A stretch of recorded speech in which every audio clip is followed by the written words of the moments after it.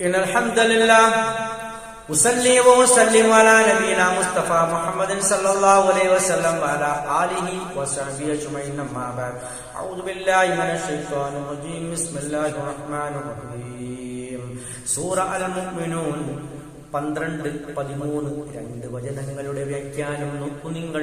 വലഖദ് ഖലഖനൽ ഇൻസാൻ, അല്ലാഹു സുബ്ഹാനഹു വ തആല പറയുകയാണ്, വലഖദ് ഖലഖനൽ ഇൻസാൻ, നാം മനുഷ്യരെ സൃഷ്ടിച്ചു. എങ്ങനെ സൃഷ്ടിച്ചു? മിൻ സുലാലത്തിൻ, സത്തിൽ നിന്നും, മിൻ തീൻ,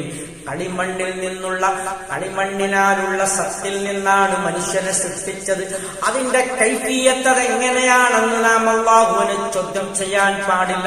അല്ലാഹുവിന് മാത്രം അറിയുന്ന ഒരു സൃഷ്ടി രഹസ്യമാകുന്നു. അത് എങ്ങനെയെന്ന് നമുക്ക് വിശദീകരിച്ച് തന്നിട്ടില്ല. അത് ഖുർആനിലോ വിശുദ്ധ പ്രവാചക വചനങ്ങളിലോ കാണാവുന്നതല്ല.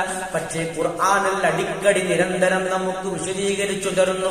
കളിമണ്ണിനാലുള്ള അതിന്റെ സത്തിൽ നിന്നാണ് മനുഷ്യനെ നാം സൃഷ്ടിച്ചിട്ടുള്ളത്.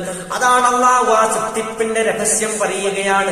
അതങ്ങനെ തന്നെ വിശ്വസിക്കൽ നമ്മുടെ നിർബന്ധ ബാധ്യതയാകുന്നു, കടമയാകുന്നു. കാരണം ലോകസൃഷ്ടാവായ സകല ലോകങ്ങളുടെയും സൃഷ്ടാവായ റബ്ബുൽ ആലമീന്റെ വചനങ്ങളാണ്. അതുകൊണ്ട് നാം അതങ്ങനെ തന്നെ വിശ്വസിക്കൽ നമ്മുടെ നിർബന്ധ കടമയാകുന്നു. അടുത്ത ആയത്തിൽ അല്ലാഹു പറയുന്നു, തുമ്മ പിന്നെ ജഅൽനാഹു, നാം അവനെ ആക്കി, ആ കുട്ടിയെ നാം ആക്കി.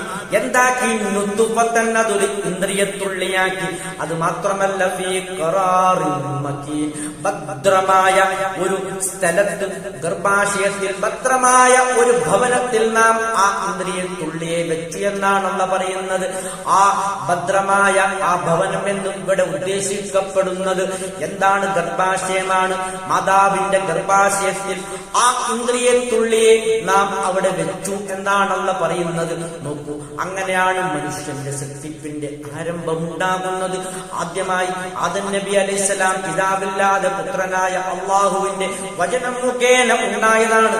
കുൻ എന്ന അള്ളാഹുവിന്റെ വചനം മുഖേന ഉണ്ടാകൂ എന്നുള്ള കുൻ എന്ന വചനം മുഖേനയാണ് അള്ളാഹുവിന്റെ റസൂൽ ആദം നബി അലൈഹിസ്സലാം ഉണ്ടായത്.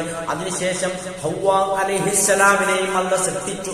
അതിനുശേഷം ഉണ്ടായ മുഴുവൻ ആദം അലൈഹിസ്സലാമിന്റെ സന്തതികളും അള്ളാഹു ഈ രണ്ടായത്തുകൾ വിശദീകരിച്ചത് പ്രകാരം മാതാവിന്റെ ഗർഭപാത്രത്തിൽ കൂടിയാണ് സൃഷ്ടിക്കപ്പെട്ടിട്ടുള്ളത്. അതാണ് നമുക്ക് പഠിപ്പിക്കപ്പെടുന്നത്.